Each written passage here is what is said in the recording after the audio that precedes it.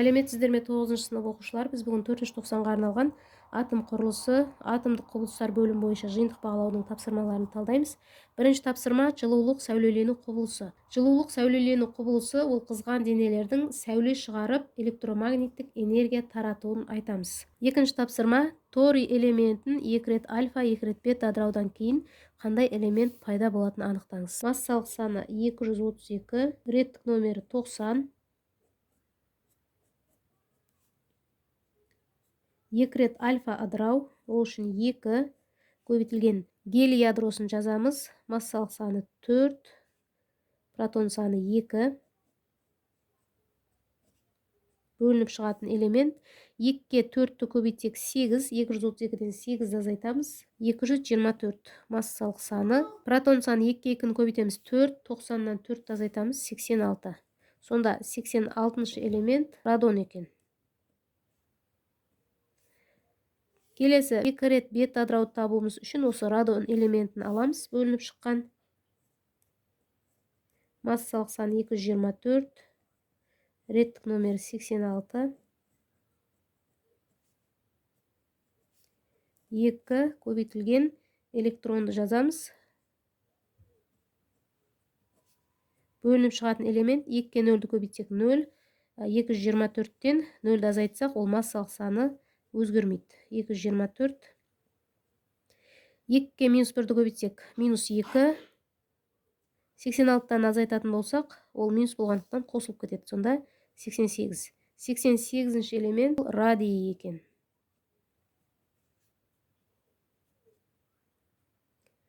Жауабы 2 рет альфа ыдырауда пайда болған элемент ол радон. 224-те 86. Ал 2 рет бета ыдыраудан кейін пайда болған ол радий екен. 88-ші орналасқан. Үшінші тапсырма радий элементінің үлгісі альфа, бета және гамма сәулелерді шығарады. 5-те 1-ші суретте бұл радиоактивті сәулелердің магнит өрісіндегі траекториялар көрсетілген. Осы суреттегі тік төрт бұрыштың ішіне радиоактивті сәулелердің атын жазыңыз. Альфа, гамма,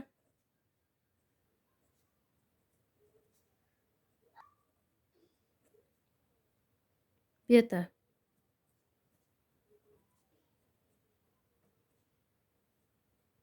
Төртінші тапсырма, егер фотоэлектрондардың кинетикалық энергиясы 4,5 көбейтілген оның минус 20 дәрежесі жол, ал электрондардың металдан шығу жұмысы 7,6 көбейтілген оның минус 19 дәрежесі жол болса, қандай болатынын анықтаңдар. Жарық жылдамдығы Планк тұрақтысы берілген. А нұсқасы металл бетін жарықтандыратын жарық толқынының ұзындығын анықтаңыз. Бұл нұсқасы электронның жылдамдығын анықтаңыз. Бұл нұсқасы фотоэффектінің қызыл шекарасын минимум жиілікті анықтаңыз. Бірінші толқын ұзындығын анықтауымыз керек. Эйнштейн формуласын жазамыз. H бөлінген толқын ұзындығы тең шығу жұмысы қосылған кинетикалық энергия. Осы формуланы түрлендіріп, толқын ұзындығын тауып аламыз. H бөлінген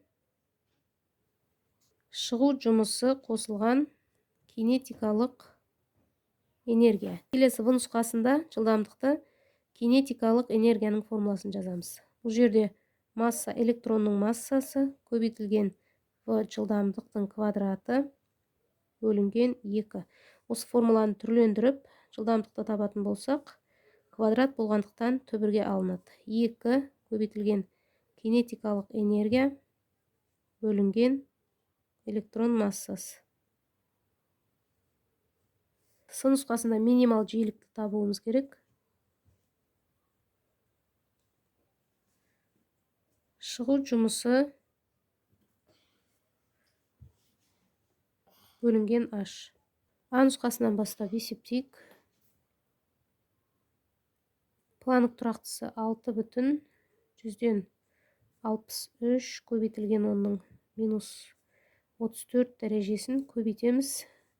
Жарық жылдамдығы 3 көбейтілген оның 8 дәрежесі. Шығу жұмысы 7,16 көбейтілген оның минус 19 дәрежесі. Қосылған кинетикалық энергиямыз минус 20 дәреже. Оны минус 19 дәрежеге келтіріп алайық. Сонда бір орын солға қарай жылжытамыз. 0,145 көбейтілген 10-ның минус 19 дәрежесі болады. 6,163 көбейтілген 3 19,189 көбейтілген 10-ның минус 26 дәрежесі. 7,6-ға 0,145 қосамыз. 8,105 көбейтілген 10-ның минус 19 дәрежесі. 19,189-ды 8,105-ке бөлетін болсақ, 2,4 көбейтілген 10-ның минус 7 дәрежесі метр. Немесе 1-2 орын жылжытатын болсақ, 240 көбейтілген 10-ның минус 9 дәрежесі метр. Оның минус 9 дәрежесі ол нано деген сөз. 240 нанометр. Бұл нұсқасында жылдамдықты табамыз. 2 көбейтілген кинетикалық энергия 4,5 көбейтілген 10-ның минус 20 дәрежесі. Бөлінген электрон массасы 9,1 көбейтілген 10-ның минус 31 дәрежесі. Тең 0,98 көбейтілген 10-ның 31 дәреже мен 20 дәреже алынады. 10-ның минус 11 дәрежесі. Жуық шамамен бір сан қосып 1 деп алсақ болады. 1 көбейтілген 10-ның минус 11 дәрежесі. 10 көбейтілген 10-ның бір орын жылжытқандықтан, мына жерде плюс қателесіп кеттік. Минус дәреже болмайды. 10 көбейтілген 10-ның 10 дәрежесі. 10-нан түбірден 3,16 шығады. Көбейтілген 10-ның, мына 10 дәреженің жартысы 5 дәрежесі шығады. Метр секунд. С нұсқасы минимал жиілікті анықтаймыз. Шығу жұмысы 7,6 көбейтілген 10-ның минус 19 дәрежесі. 6,163 көбейтілген 10-ның минус 34 дәрежесі тең 1,146 көбейтілген 10-ның алынады 15 дәреже герц. 5-ші тапсырма. Қуаты 0,115 киловатт жарық көзі 5 секундта 25 көбейтілген 10-ның 20 дәрежесі фотон шығарады. Сәуленің орташа толқын ұзындығы қандай? Қыбыжға келтіріп алайық. 0,115 көбейтілген кило деген 10-ның 3 дәрежесі ватт. Формуласына қуат көбейтілген уақыт тең N H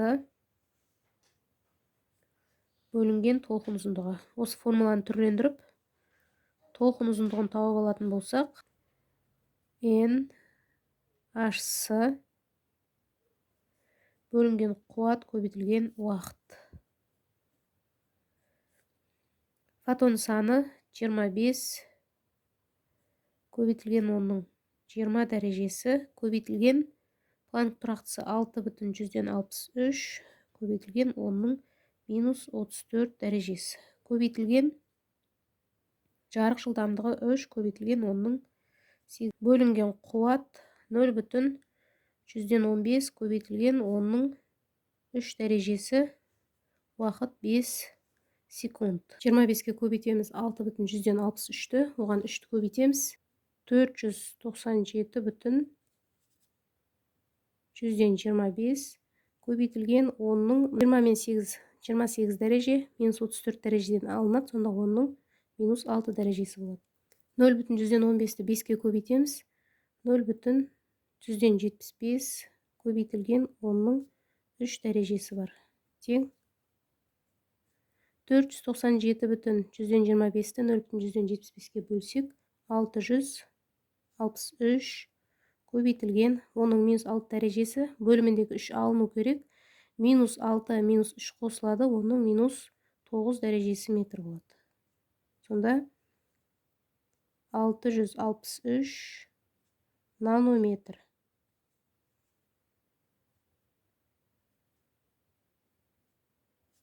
Жауабы 663 нанометр. Оқушылар, осымен 9-сыныпқа арналған БЖБ талдау сабағымыз аяқталды. Келесі сабақта кездескенше сау болыңыздар.